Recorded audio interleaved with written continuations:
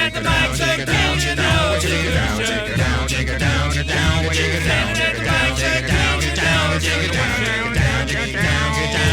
Standing at the mic, so talking East Moscow. Standing at the mic, so can you know it's illusion? Okay. Hey, everybody. How's it going over here? Yeah, I mean, in the it's good old yeah. wherever you happen to be residing when you listen to this. Yeah. Or traveling, I guess. You don't have to be weather. living somewhere in order to listen to this. You having good podcast. weather over there? Yeah, are you? Huh? Answer me. Yeah, we'll wait. So my name is Ashkahn, I am Graham. and this is the Occasional Solutions podcast, where whenever we feel like it, we record an episode of float information and put it out there, you know? And we felt like it. Yeah, So this is one of those times. yeah.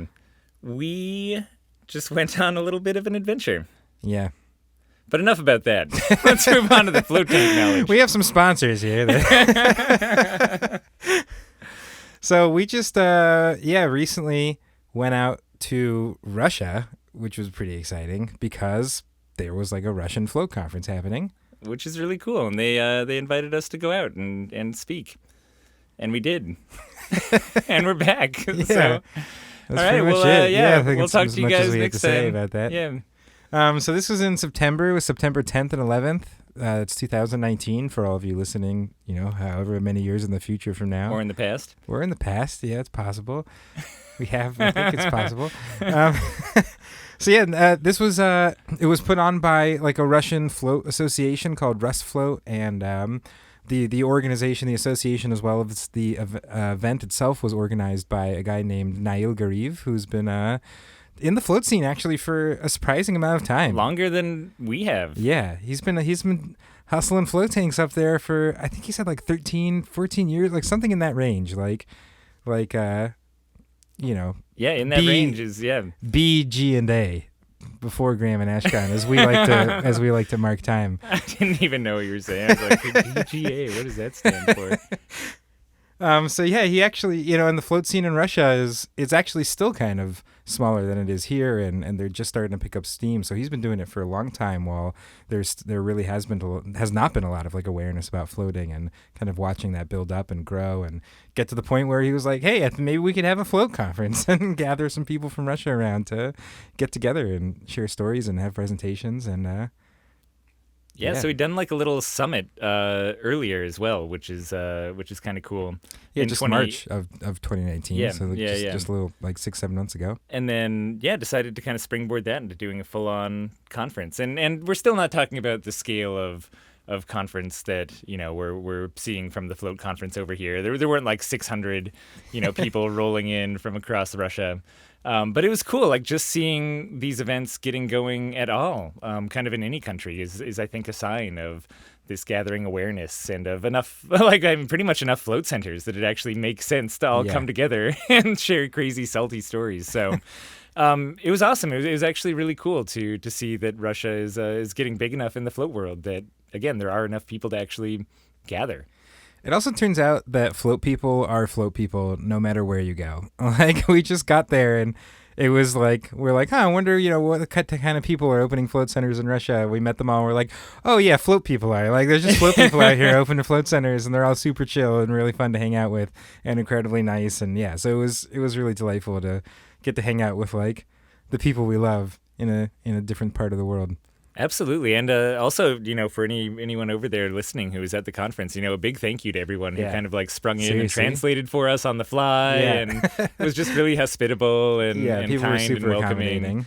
Yeah. Especially for us. We didn't speak any Russian. We were just like kind of going there, and they were super helpful trying to get us to understand what was going on and helping us translate for people who didn't speak English. And it was great. Everyone was really, really nice to us.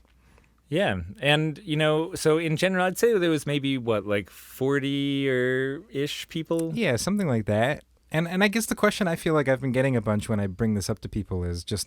How are you so handsome while you're telling me this? Just infatuated. What did you say again? Your eyes. But after we get through that, like there's people just really want to know what's going on with the float scene in Russia, and it seems like as best as we've been able to compare it, it kind of felt like the United States in maybe like 2012-ish, 11, maybe 11, even? 12, somewhere in that range. Like floating, it's still not like it is here, like where you can ask someone if they've heard about float tanks before, and they kind of like cock their heads and like, yeah, I feel like I've heard some, like, we're starting to hit like some level of mass awareness that we're seeing in the US and Canada and Australia and stuff like that, which is cool. So it's not really there yet, but we're just at the point where it felt like the first kind of real serious like float centers were opening up. Yeah, for sure. There were, so I was talking to some guys over there during the conference, and I was asking, like, how many centers do you think have 3 or more float tanks in all of Russia? And they said probably around 5 by their best estimates. And so maybe it's a little bit more, it's hard to know what's going on or somewhere around there. But most of the centers are 1 or 2 tanks going on. And there's like just starting to be these newer, bigger centers that are opening up that are starting to be done really nice and not just, a single tank that's almost what's the nice word for, single tank setups that are quaint. Yeah, sort of quainter setups that people have. Yeah. Yeah. So it feels like it's just kind of hitting the stage where, although there are people who've been doing it for a while and it's kind of been around, yeah, the commercialism or like the bigger actual dedicated center is just starting to rise. And these places, so St. Petersburg and Moscow are kind of like the 2 biggest, definitely the 2 biggest cities there. Like, and they both have had float centers on some sort of scale, like really just in the last couple of years. Like even the bigger ones that we're talking about or that we saw while we were there, like, one had opened, I think like a month before they were like we got there, like they just basically started. They had a first location. They just opened up this like nice second location that we went to. They were called Float Studio, like super nice, like high end sort of float center with a bunch of other services. And so yeah, they were opening their second location right when we were there, and there was a really cool place, Floatarium, that were awesome dudes and were super nice and hung out with us a bunch, which was great. And they had opened. What was it, like somewhere between 1 and 2 years ago? Yeah, exactly. Really recently, but had already had a second location as well. Yeah, so they opened a second place in St. Petersburg. I opened 24 hours a day, like one of the only float centers other than us that's actually actively open 24 hours a day. Which is so cool to visit. We're like, it says 24 hours on here. They're like, yeah, we're open 24 hours a day. And it's cool. We're seeing these places also like do really well. Like these float centers that are opening with 3-4 tanks over there are spreading the word. They're, getting a lot of interest. They are booked, like, out several days. They have high capacity. Like, it's kind of that sort of spring of float tanks popping up that I think we saw also, like, in the U.S. when big cities were starting to get their first couple kind of big centers. Yeah, so overall, it was sort of invigorating. Like, it was kind of nice hopping in a little time machine and going back to just the like burgeoning beginnings of a float industry somewhere, plus we were kind of like, they already had statues of us over there. Like we were pretty much like revered as sort of these like float heroes. So yeah, it was neat showing up to all they knew every single Daily Solutions intro. Word for word. Yeah, it was pretty incredible. They'd sing. It's in their karaoke hymns. Books over there. Yeah. Karaoke also very big. Yeah, pretty big in Russia. There's all sorts of interesting things like that we can talk about. Karaoke. Yeah, Balalaika. We did at some point, like this is just a small story I'll share. At some point there was a presentation about float tank sanitation at the conference, and someone actually someone asked a question. They're like, oh, what do you do in this situation? And the person's response was, well, like, in that situation, you can just pour a little bit of vodka in the float tank. And I was like, well, no way did that just happen. Like, no way were we at a Russian float conference and someone just recommended pouring vodka into a float tank. So vodka is big there, despite all the everything you'll hear to the contrary. Helps with the foam.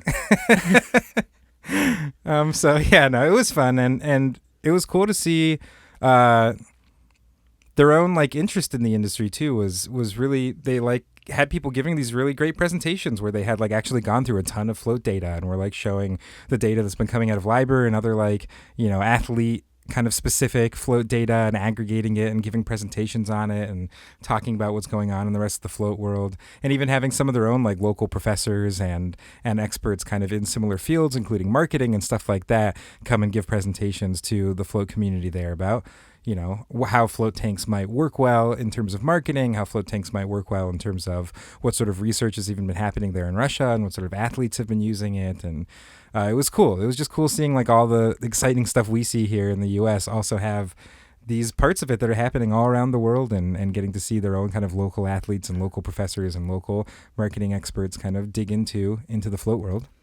And I like that even though you didn't really have this like depth of flotation experts over there that you have in the United States or places who have had like a little more time to kind of develop, you did really have this depth of people who are experts in their field and really passionate about floating coming out and presenting. So yeah, I don't know. I guess just kind of hopping on your bandwagon there of like, it's really neat to see just that interest coming from all different areas and in the college scene and in the business scene. And yeah, I don't know. Again, like I didn't expect to come back from that with that same sort of post-float conference glow like that you get from like the float conference, you know, here in the States. But I totally did. Like I came back from Russia and I still had this like Russian flavored float conference glow about me, you know. It was good. It was tasty. I mean, at least tasty. that's Sorry, that's your cue. That's at least what we think people were talking about. I mean, it was all in Russian, so we don't really know like what they could have been talking about, something totally different, and whoever was translating was just making it all up. But at least that's the impression we got. And I did see slides up there of Justin's data, so at least like they were like loosely trying to pull one over on us a little more. Yeah. It sounds like they're planning on having more of them too. I think so. Yeah, it seems like they're hoping to make it an annual thing. And I don't remember what they're doing for talks or anything. I mean, it's all in Russian, but if you speak Russian and you want to hear the talks or see the slides, you know, we'll post up some information in the show notes about if we have it. I mean, sure. Yeah, or we'll post up a lack of information. We'll say we're sorry, we don't actually know anything, and we'll put that in the show notes at some point. Along with the handwritten apology from out. Juliet. We haven't seen any like slides there. Were they videotaping it? There was some recording going on, but I really don't know what the plans are for it. All right. Well, if they don't, we're out of our element. Yeah. We shouldn't be.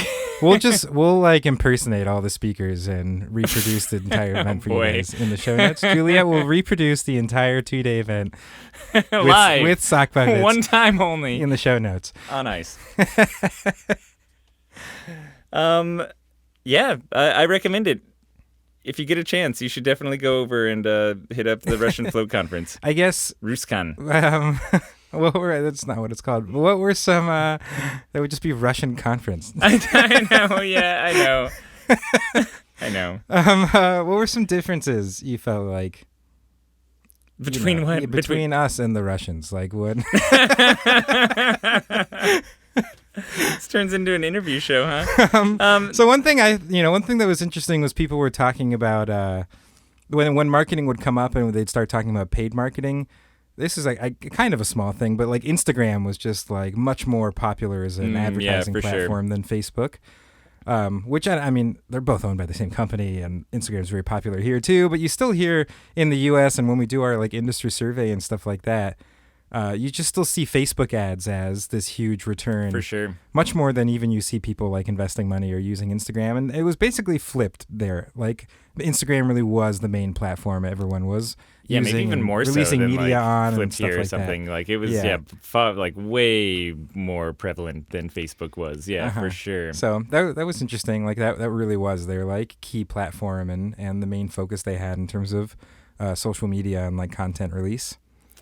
Yeah, and there were some interesting takeaways just from some of their strategies that some of the centers were using too, like just the idea of kind of like not trying to sell immediate appointments, but selling gift cards instead, like really double downing, really doubled that down on the gift card sales.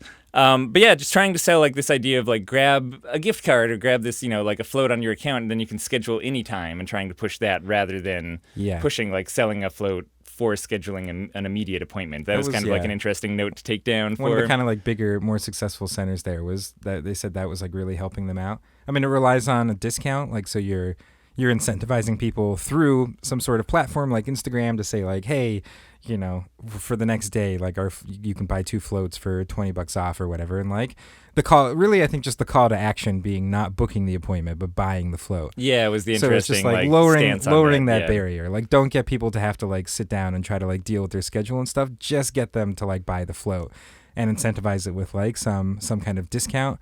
And then that's just like an easier pitch.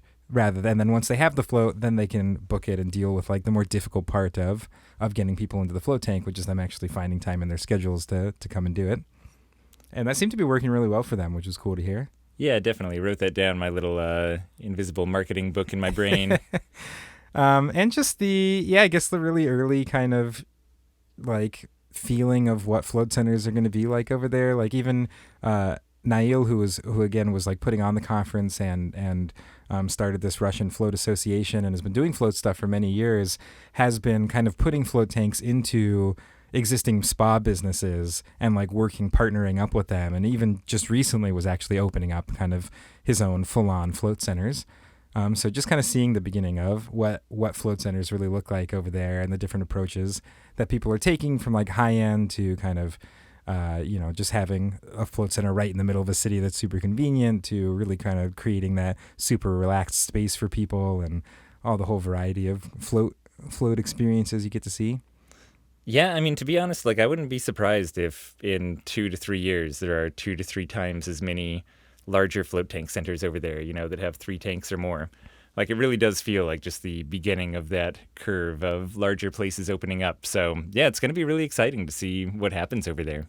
Yeah, unfortunately, the exchange rate and just the difficulty of, I think the cost of importing stuff has made it hard for them to get equipment from out of the country, it seemed. Yeah, way more like homemade tanks or just, even things that are more piecemealed together over there than we've seen in a lot of places. And it sounded like just out of necessity. Like they just looked into buying float tanks from European or U.S. manufacturers and the cost. Like the combination of the distance plus the importing difficulty plus just the fact that their exchange rate is kind of not working well in terms of comparing buying things from the U.S. or Europe. Like all of that resulted in a lot of float equipment or U.S. and European float tanks kind of just being cost prohibitive for them there. When I was asking Nail what I should bring over there, what we should bring as like gifts or something like that, and he was like, "Oh, I've been like having a hard time getting these the Halo neck pillows delivered swiftly, like throw a couple Halos in your luggage." And I was like, "Yeah, for sure." Yeah, man. we smuggled some Halos in. Yeah, they really don't like that. Yeah. But yeah, right. Just speaking to how hard it is to get things, it's like even something as simple as neck pillows is you can get it, but it might take a while to actually get delivered over there. Yeah, and even that, I mean, it seems like there's about 4 or 5 actual Russian float manufacturers too, but they're still kind of getting, some of them at least are getting started, and some of them we heard were like not really creating like very long lasting float tank sort of thing. So they're still kind of figuring that side of things out as well. Yeah, got to go out to visit this country house of someone who was constructing this whole kind of like big like underground chamber to be able to sit a float tank on, which is really interesting. So yeah, even on the like home use tank front, for crazy contractors, there's like some interesting float projects going on. Yeah, I floated in a giant moon. I was in St. Petersburg and I was like, let me see what float tank centers are around here. And the very first place I clicked on, the photo pops up and it's just this humongous like half moon dome that they built a custom float tank inside of. Yeah, we'll put a picture in the show notes. Yeah. So there's some crazy stuff going on over there. So yeah, I mean, I guess our advice for this show is get a visa, go to Russia. The visa process is not the most enjoyable thing in the world, but that was tough. but then you do it and it's done. And yeah. Anyway, you should. Yeah, definitely. If you're just passing by, stop by Russia. Yeah, if you're out to get groceries and. Yeah. Yeah. Oh, I'm in Russia now. Just go say hi to Nail for us. Yeah. And we'll put the website for the conference and stuff in the show notes too. Yeah, and some amusing photos of us at the conference as well. And. Nothing else, I think, because Juliet's been complaining that we give her too many things for the show notes. All right. Okay. Well, cool. thanks for hanging out with us, guys. Yeah, we really enjoyed this. Yeah, this was nice. And we'll be back occasionally to do it again. Yeah, sometime in the future. Maybe the not so distant future. Oh, Then. maybe, but also maybe the distant future. But probably not. Maybe right now. Should we just do another episode? All right, we're going for it. Hit the intro.